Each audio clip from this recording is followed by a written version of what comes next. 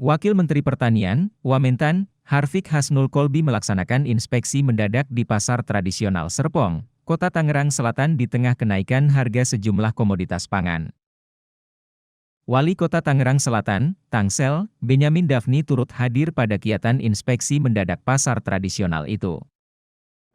Kenaikan harga daging? Oh pasti. Jadi gini ya, ini tadi saya lihat sendiri bahwa kios tutup.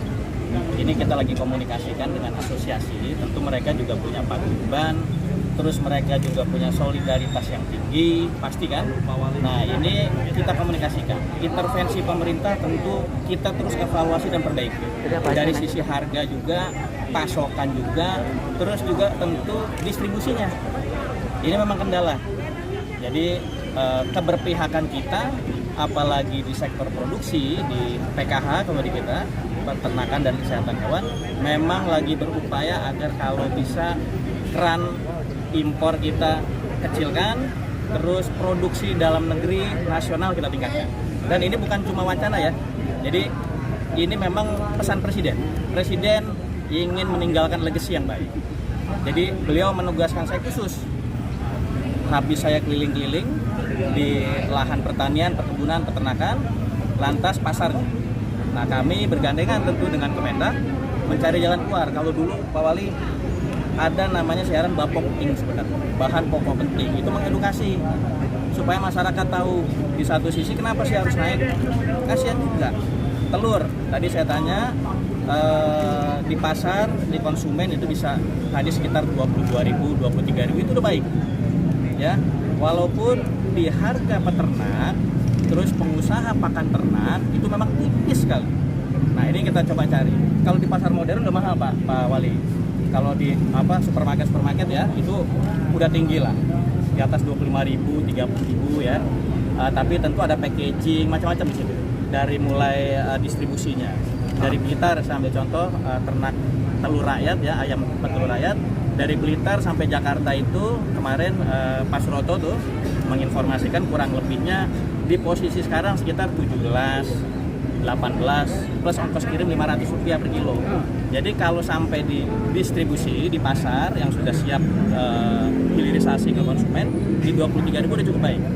Yang penting kalau bagi saya, bagi kami pemerintah, dinas di kota, kabupaten, provinsi maupun pusat, yang penting daya belinya. Jadi berapapun harganya mau tambah naik, selama masyarakat bisa beli dan mengikuti, nggak ada masalah juga. Nah, cuma kan soal ini memang harus dicari jalan keluar agar imbang. Jangan di sisi petaninya terlalu murah, ya, terus di pedagangnya untung. Jadi off-farm dan on-farm. Off-farm itu tentu pangan, hilirisasi, perdagangannya dan sebagainya. Kalau di on-farmnya ya memang imbang. Jangan di sisi petaninya terlalu murah, ya, terus di pedagangnya untung. Jadi off-farm dan on-farm. Off-farm itu tentu pangan, hilirisasi, perdagangannya dan sebagainya. Kalau di on-farmnya ya memang di lahan fisiknya, peternakan, perkebunan, pertanian. Jadi harus imbang ya.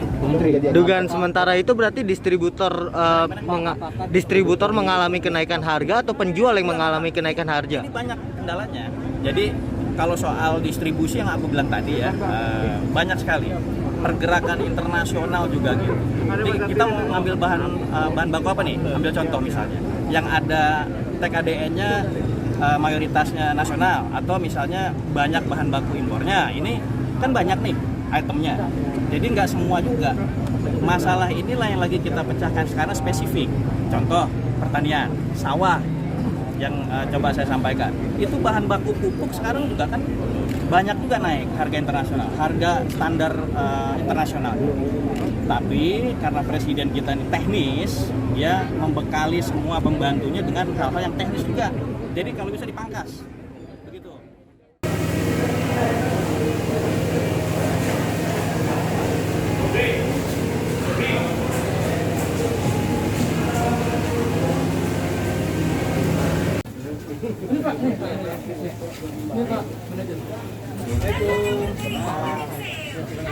Ini mau digangguin ya?